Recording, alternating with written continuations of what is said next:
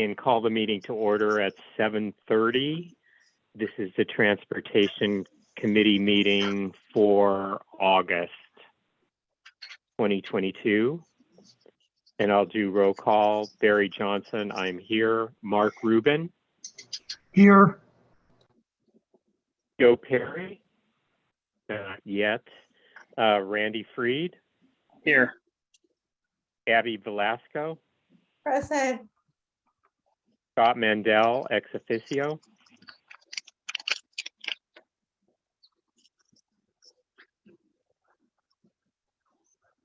I see you, Scott. Going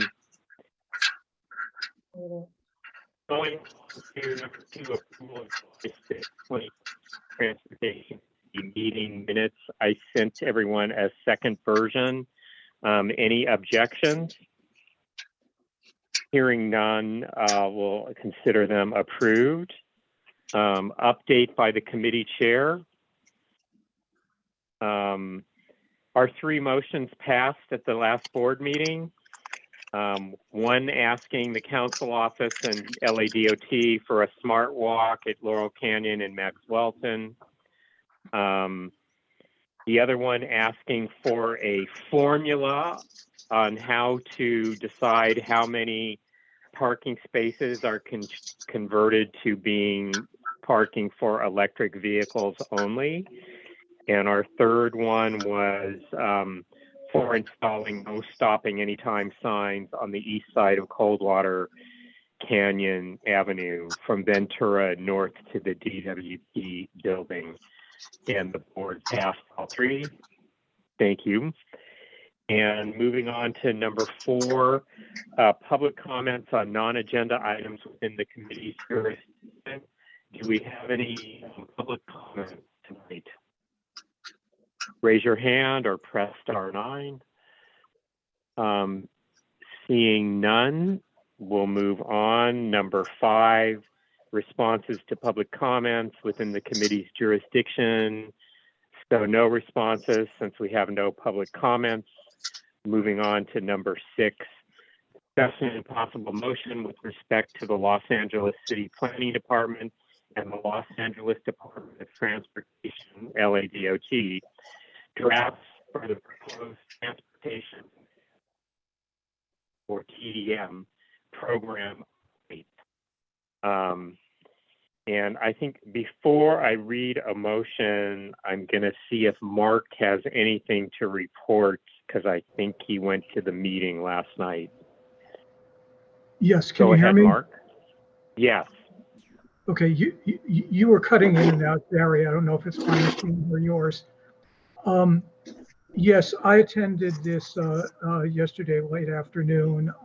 It was, I don't know how to put it, I'm incredulous about what I had to sift through and listen to and respond to on it. I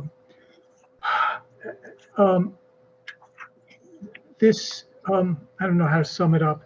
I'm reminded I once, many years ago, heard somebody came up with a statement that urban transportation planning is done by university academics who live a quarter mile from campus and ride their bike there, which I'm sorry if you folks heard that. I have a smoke alarm, which just decided to go off like right now at the most inconvenient That's okay. time. And I'm the bicycle advocate, but I agree with that. This was just, what was presented was just shot through with just illogic and just ludicrous policies and statements that a child could see through. The meeting was, I think, very poorly attended. It was 45 minutes of presentations.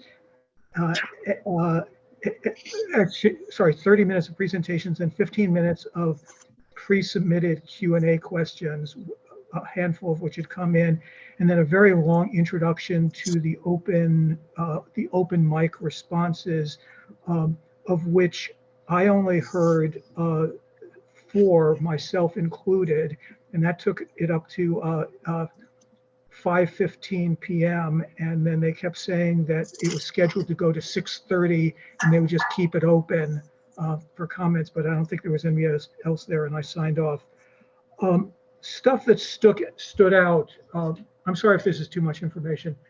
I see, Barry, you had put a bunch of links in the meeting announcement. There's one more that I got while I was there, which I'll send out to the committee by email if you want, which is to the TDM calculator, the online calculator, where interested parties, I assume developers, go online and fill out a 6-page questionnaire, 6 pages of forms where they get points for various things. And if they get over a certain minimum number of points, I'm not really sure what the details are, but I assume that gets you exemptions from regulations. It specifically came up during the presentations that, again, I don't have the details, but that this TDM program exempted people from some amount of CEQA requirements. That was one of the questions, was did it? And the answer was yes, with some details which I didn't follow. The calculator is just insane. It's 6 pages with many policies and points on each one that any developer would just go down the list and check off every single one. It's trivial to get past the minimal amount of things you need to start getting these exemptions.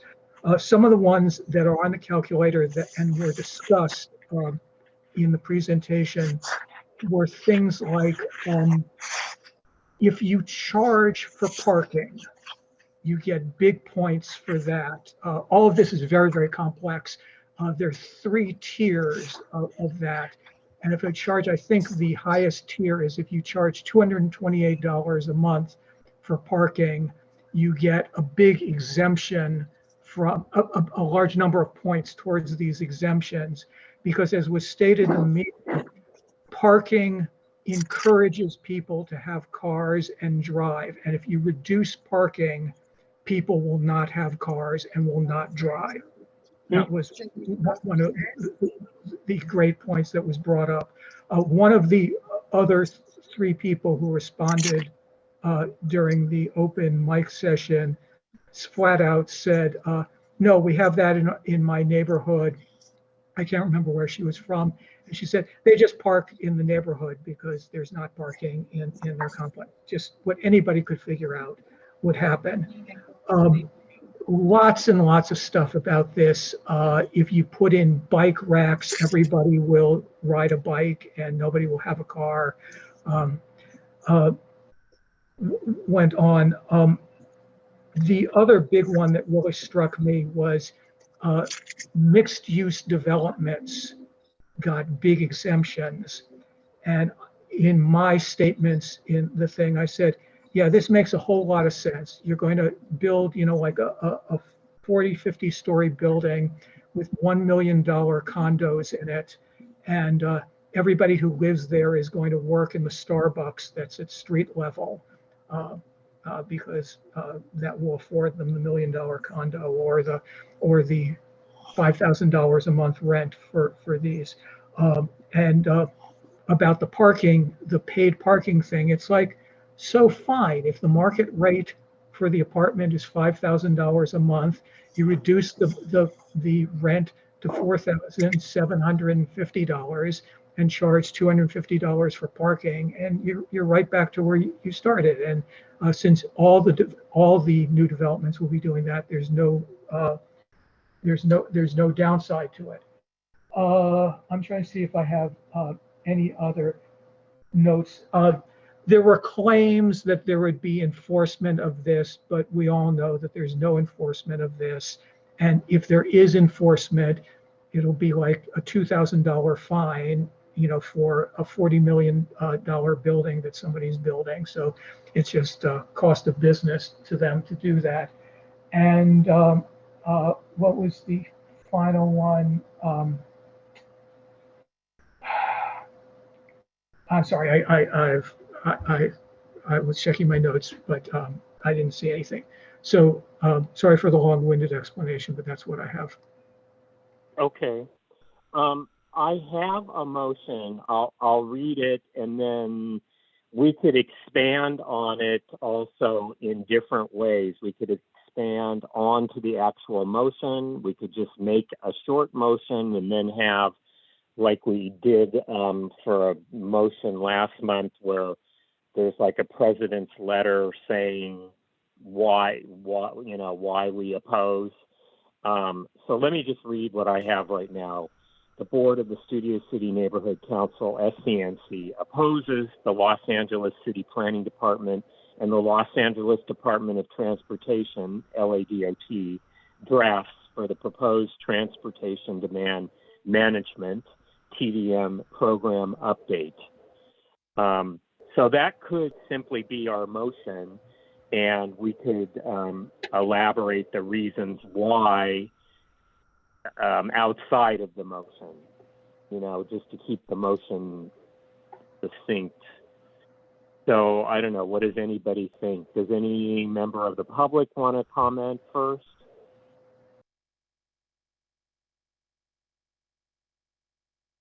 So Mark, if we went with this motion, do you think between you and I, we could write something up before the board meeting agenda goes out that would be like, a president's letter explaining why we oppose, like we've done in the past? Sure, And, although I think the motion kind of could stand on its own. okay. I think we definitely should do this. At the same time, this is a huge freight train which is coming down the tracks, and I don't know what we'll be able to do to modify it. One person, just one other point, one person who spoke was a professional planner of some sort with some kind of private organization. Of course, she piped up, this is wonderful. This is exactly what we need. This is the vision for the future. So. Yeah, all the academics from planning departments around the country at universities. Go ahead, Randy. Yeah, hi, thanks. So a couple thoughts. Number one, the TDM already exists, and I think that it would be helpful for us to take the time to talk about the differences between the existing TDM plan and what the revision is. To say that it's like true or not true that this was written up by academics who live at the university and just walk over and they live on this utopian hill, true or not true, I don't think that really speaks to the issue at hand. And so that's number one. So specifically, the original TDM speaks to a method of removing people, like was said, bike racks, large corporations that build large campuses. They get bonuses or they're incentivized. They have to, for example, provide rideshare programming for employees that are living in other parts of the city. I was going through, and Barry and I talked about this yesterday. This proposed revision expands the category of developments that would comply with TDM, and the point system determining on whether they're tier 1, tier 2, or tier 3. In other words, how many things that they potentially have to do. And the list of remedies has been increased to 40 different items to remedy or to fall in compliance with TDM. My biggest issue with it is the amount of bureaucracy that it lays over any proposed development. At the same time, though, this is definitely in line with what the LA City Council already passed, namely the mobility plan that's supposed to be in full effect by 2035. So I don't know, Barry, if you've looked at it, but are there specific details that you can lay out now as to why we would be in opposition to this?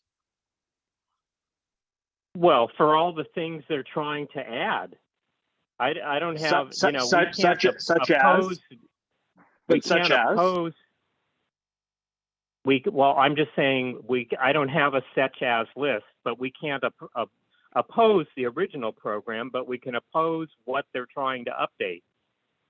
But my problem is you're saying to this committee, we should be in opposition because they're making all these changes. And when I say such as, or for example, you can't reiterate one. And so I think that's why I said we need, this motion could stand as it is. We need like an accompanying letter below it saying why we oppose it.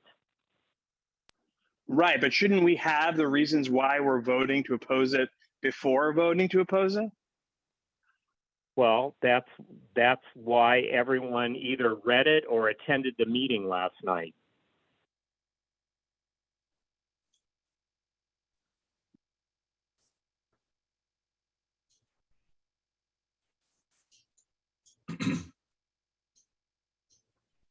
Go ahead, Mark. I would just like to say some of the points that I brought up, and we can look further at the details, like I said, of this online calculator. If nothing else, the things that I mentioned, that the parking, paying for parking, which I just think is obvious, is not going to do anything to reduce the number of car trips. But by doing these band-aids, people skate through on getting these exemptions. Yeah. Go ahead, Scott. Thanks. I'll give you a couple of reasons to oppose it. Let's start off with public transit. The report makes a lot of references to utilizing public transit. I ride public transit more people than most. And when I say I ride it, I don't drive my car to the red line. I leave from my front door and walk to public transit. Public transit is awful. Nobody takes it. The people in these new developments aren't going to be taking public transit. And the fact that so much of this relies on public transit is just pie in the sky. We're getting rid of security. Crime is up on public transit. Safety ambassadors, unarmed safety ambassadors, that hasn't been sussed out yet. And public transit is a homeless shelter at the moment. So there's so much reliance on that. Number two, they make a lot of references to people walking and riding a bike.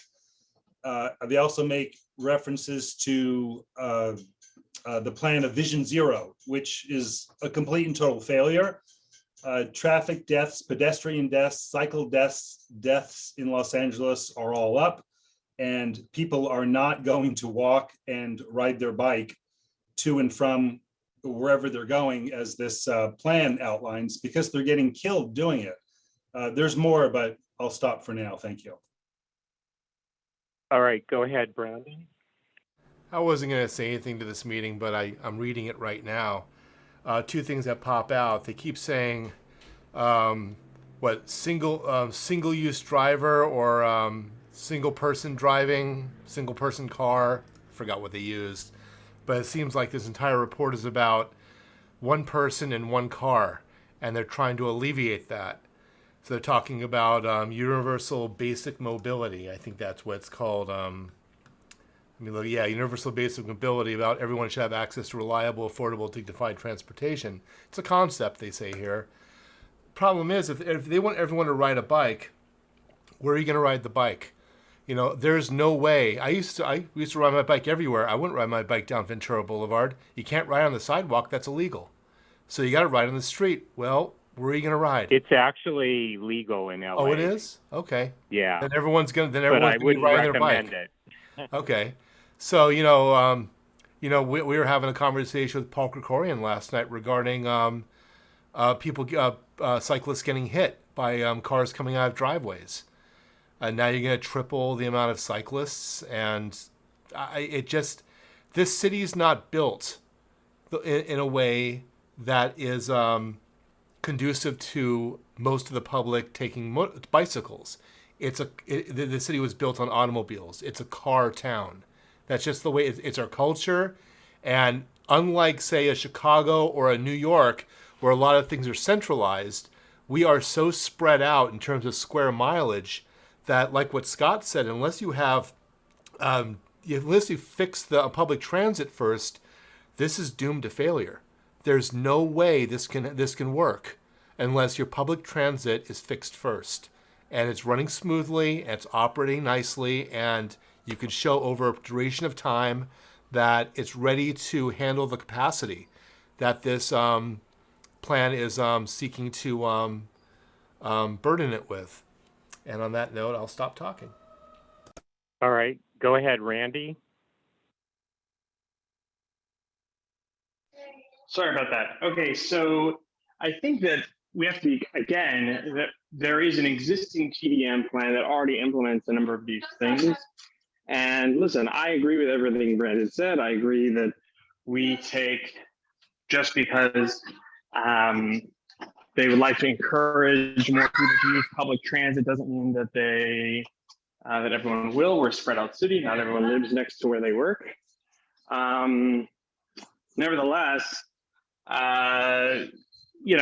this is something the city's already approved marching towards, which is their mobility plan.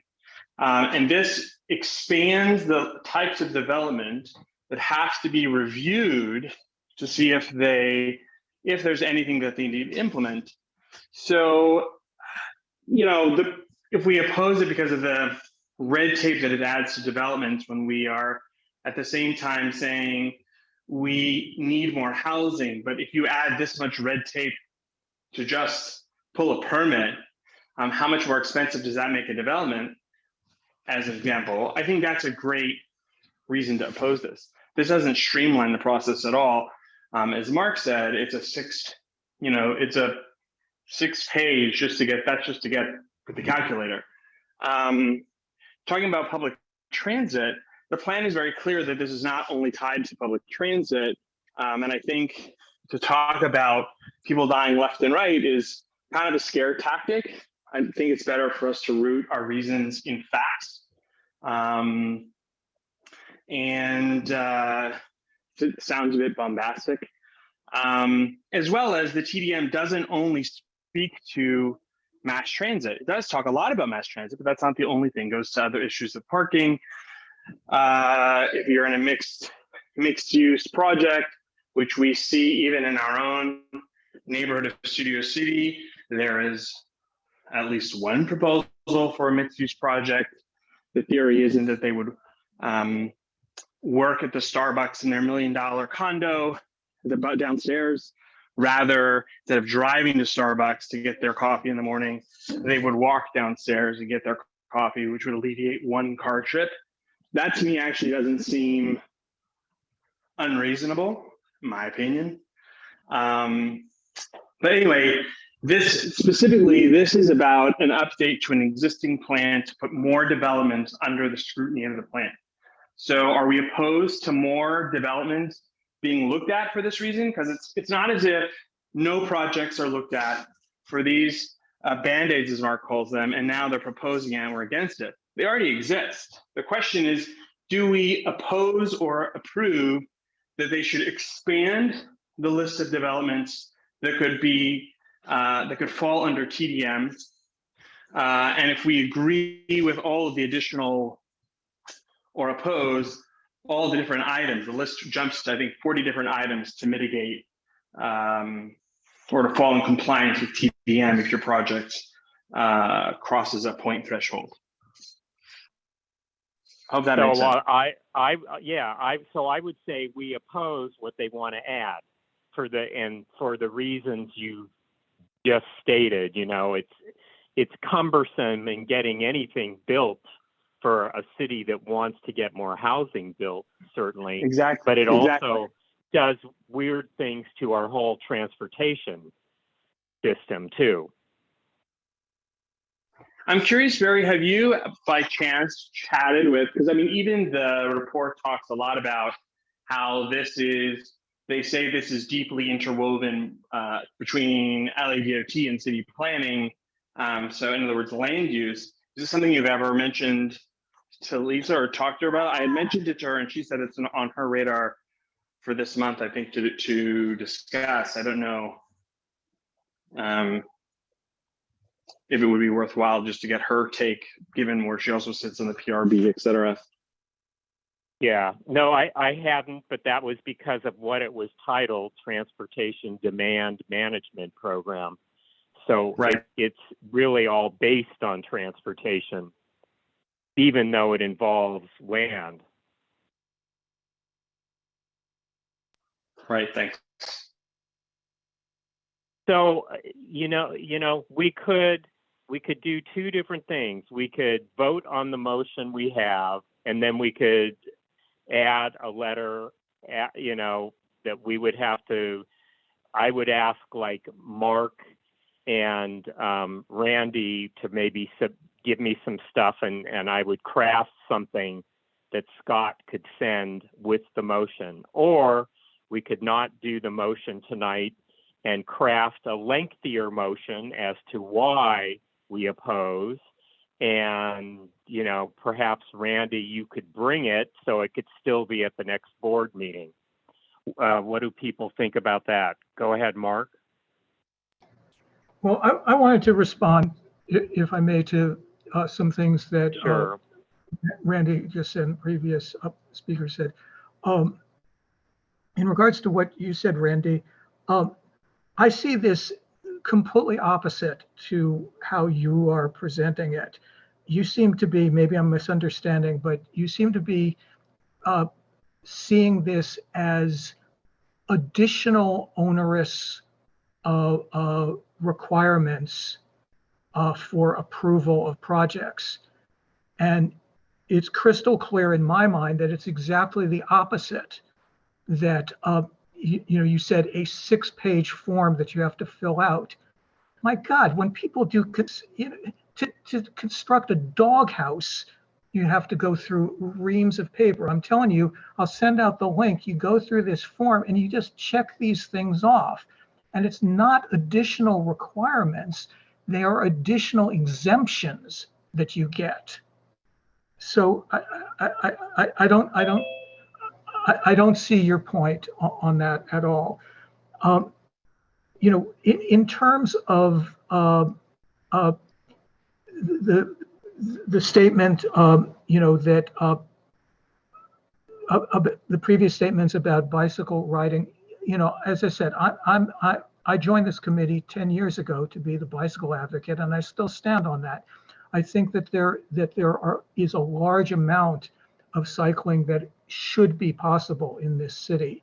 But by the same token, I don't see it as a universal solution. It's in a very specific amount. 10 miles is about the longest commute that I personally think is practical as a cycling commute. So yes, but again, this TDM thing seems to be or this expansion of the TDM, it's just shot through with these, to me, crystal clear assumptions that, everybody's going to ride a bicycle, or huge percentage of people will ride a bicycle, and we'll cut down on car traffic and pollution that way. And it's ludicrous to me that anybody actually thinks that this is the case. Sorry, there was another point, but I've lost track of it. So I'll... Okay. Well, so do we at least have agreement on opposing this program's update? Anyone? Sure. Yeah. I mean, I'll chime in. I'm happy to in opposition, and I'm happy to work and outline a couple things. The calculator isn't the only step. The online calculator is like step one of a much larger process. But I think maybe it would be beneficial. I don't know. Has anyone else on the committee, have you or Abby, have you looked, any thoughts? For example, have you looked at all the categories of places that would now fall under the expansion of TDM, you know, that might, for example, be interesting to take a look at, or maybe not if nobody thinks it's appropriate. But I'm happy to work with you on it, Barry, and I'm happy to bring the motion forward in time for the board meeting. We can send it to Scott and do it that way too. Happy to do that. Well, do you think we should bring an entire motion in bringing it, or do what we have tonight and then add like a letter of explanation to it? I don't know. I always think that at least at minimum, like you know, we're in opposition, A, B, C, maybe something short, and then. But I don't know. We can go if everyone just wants to say they're opposed to it. We can do that. Go ahead. Did you want to say something, Mark? Yeah. I just sorry, I remembered the other thing is Randy, it was specifically said at this presentation that the mixed use development would be, people would be employed, would not commute because they were employed right there. Okay. All right. My suggestion is that we vote on this short motion, and then Mark, Randy, and I, and anyone else, we can each send the other two what we would put to either add on as an amendment to this motion or make as a separate letter after the motion. It could be done either way. And that way I can make the amendments at the board meeting, or I can say we're adding a letter to it one way or the other, but at least we have the initial opposition that we can vote on tonight. And let me read that one more time. The board of the Studio City Neighborhood Council, SCNC, opposes the Los Angeles City Planning Department and the Los Angeles Department of Transportation, LADOT, drafts for the proposed Transportation Demand Management, TDM, program update. And I didn't ask for a second before, so I'll ask for a second now. I will second. Thank you, Mark. Any further comment? So, yes, Brandon. Yeah, I'm just thinking, we're in the 21st century, and the pandemic kind of threw us into the 21st century, thank goodness. A lot of people are working from home. I don't drive as much as I used to, and a lot of people are just on their computers, staying at home and working remotely. This sounds like a very 20th century plan where everyone drove and no one had high-speed internet. Is this even necessary anymore? Has anybody done a study here in Los Angeles regarding how many people don't drive anymore because they stay at home and work from home? And if more people are doing that, is this even necessary? True. And it could be too, though, that even though all the people are home, they still have cars because they go places when they're not working. So, yeah. Go ahead, Abby. I just wanted to piggyback right on what Brandon just mentioned. I was thinking, my thoughts would be that traffic will be less than what it used to be 3 years ago. But when I do occasionally drive due to work, to me, traffic is still the same. And when I check with just with people overall, they are working more from home. Most of my work, it's from home. Just occasionally I have to drive, and people that I know, neighbors, family members, they are working from home. So I honestly do not understand the traffic. Why do we still have the same traffic that we used to have 2-3 years ago? Has it minimized? I don't know. What are your thoughts? Has it minimized? Well, as someone who works in the traffic every day, I support what you say. It seems as bad as it was before, but I think if we hadn't had the pandemic, we might have been in really bad gridlock all over the city. It would have just been West LA. It might have been everywhere. So it's maybe just postponed gridlock. I don't know. But, you know, the freeways and places I drive seem as bad as they were 3-4 years ago. I feel like in some ways it's actually worse now because people are working these different schedules to minimize time in an office. So it feels like there's more traffic more often now than not. So my question, Yeah. actually, my question is because gas before the pandemic, I know it was not $6-7. I would remember that, and now is a lot more expensive. People, due to working from home, in my mind, I guess in my in my mind, traffic should be a lot less because people are working from home and gas prices have increased.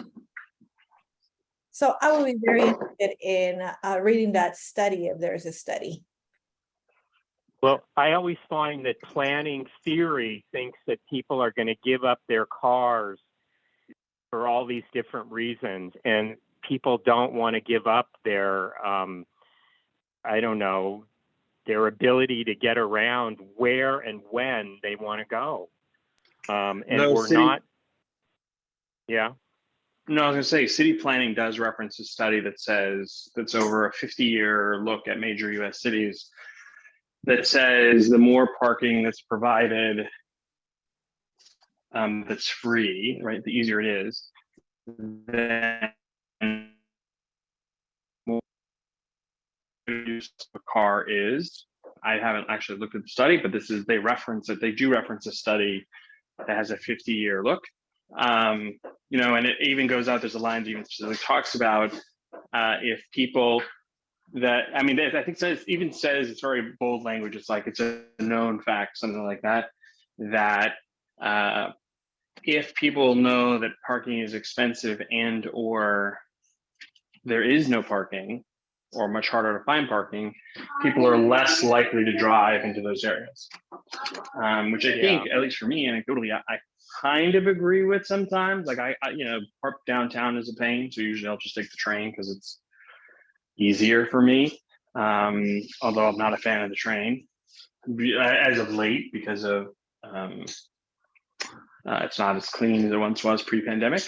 But so I don't know. So anecdotally, it feels like maybe there's an element of truth to that. Yeah, I'm all for it, but I think, if they study 50 cities, there's probably not many as spread out as we are.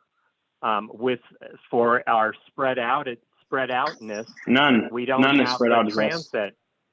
Yeah, and we don't have the transit to support being spread out.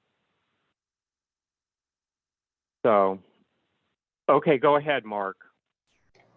Yeah, I agree with that general theory that things like, the shopping malls of America with the, acres and square miles of parking lots encourage people to drive there. The fact, I don't think that applies here because what they're stating, again, I'm talking about the expansion of the TDM to more of these residential projects, is I don't think that eliminating parking requirements for a residential project is going to cause people to not have cars. They'll have cars, they'll drive places, they just won't drive to places where there's no parking. Because once again, we don't really have in this city a very good alternative to private car transportation. And they'll park in your neighborhood because so they can $5.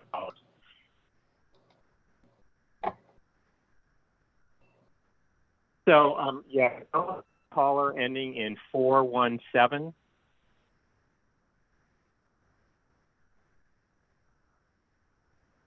Can you hear me? Yes. Yeah, I just wanted to mention that there's a lot more deliveries now than we used to have. Like, there's Amazon and DoorDash, and so there's a lot of more vehicles on the road. far as deliveries go. Very true. Go ahead, Gene.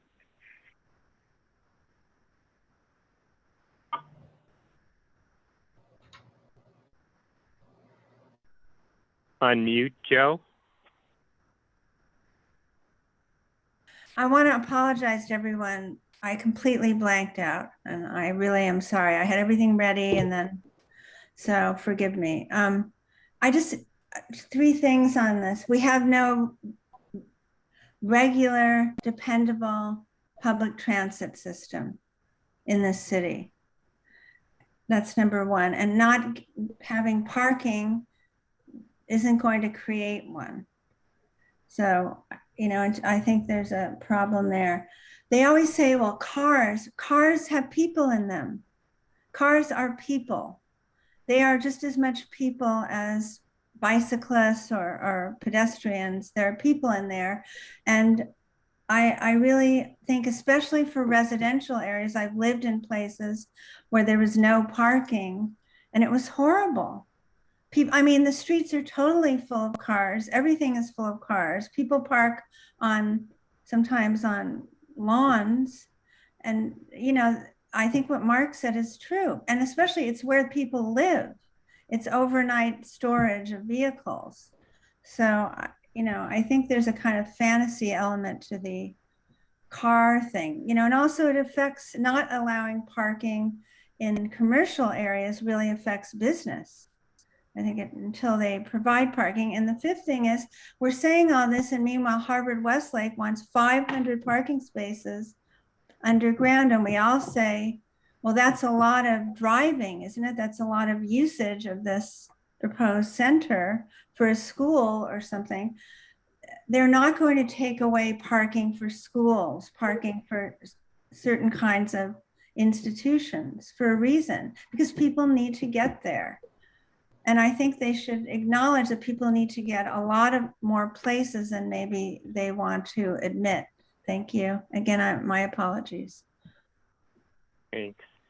So let's go ahead and vote on this initial motion. And then, like I said before, Randy and Mark and I and anyone else who wants to email me, we will email each other with what we think should go on beyond this initial motion that I read.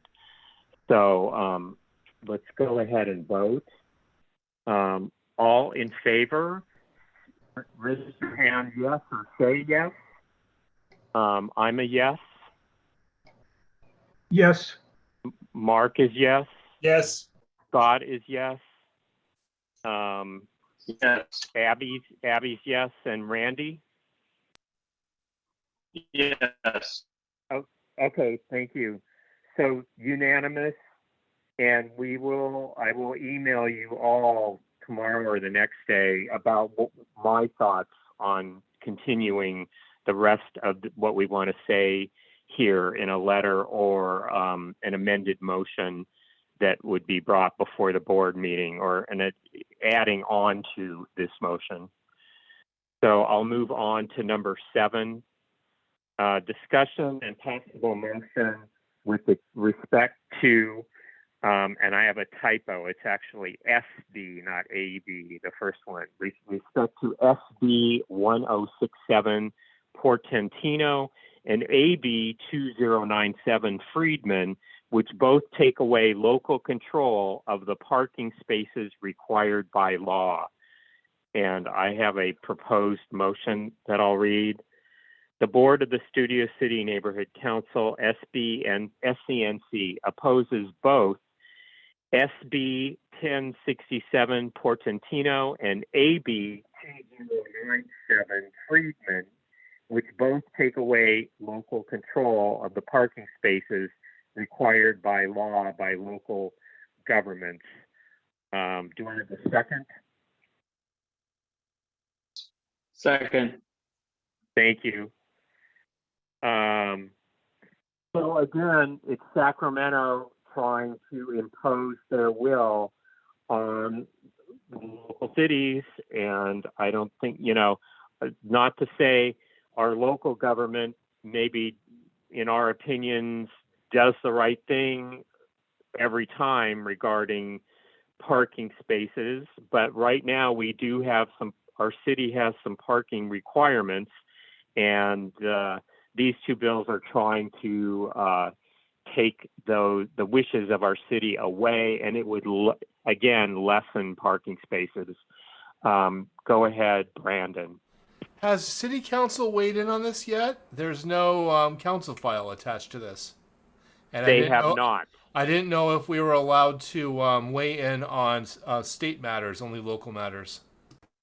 We have in the past, and we've sent them directly to the our assemblyman and senator, as well as the two people that are mentioned here. By the way, Friedman is becoming our assembly member in December, and then we CC our two council members.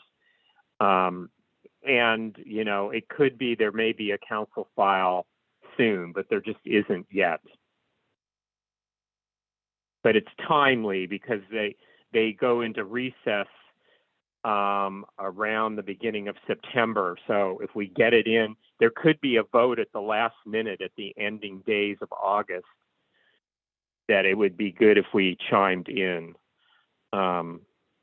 Particularly Friedman, since she's going to be our new assembly member. Anyone else? Okay. Seeing none, I guess we can vote. So all in favor, yes? Or Yes. thank you, Randy. Thank you, Mark. Yes. Scott? Yes. Yes. Thank you, Abby. Yes, thank you, Abby, and got you, Joe. Unanimous. Thank you.